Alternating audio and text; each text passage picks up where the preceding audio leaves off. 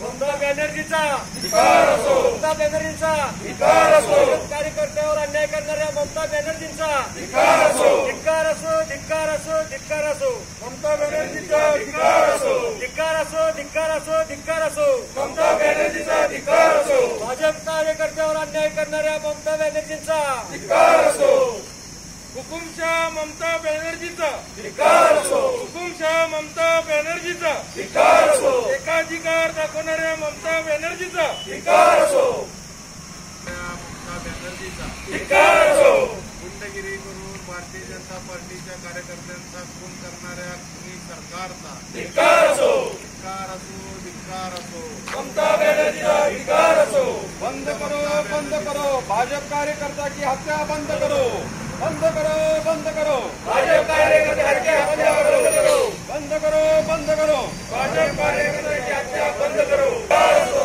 एकाधिकार दाखवणाऱ्या ममता बॅनर्जीचा धिक्कार असो. पूर्वी पश्चिम बंगालचा निवडणुकीचा निकाल लागला.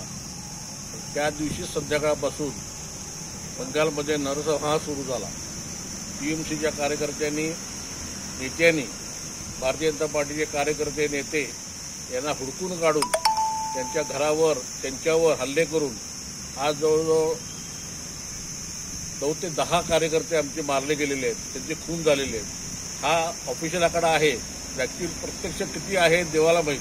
आणि अशा तऱ्हेनं गुंडगिरी करून भारतीय जनता पार्टीच्या लोकांच्या दहशत निर्माण करण्याला या सरकारचा आम्ही धिक्कार करतो.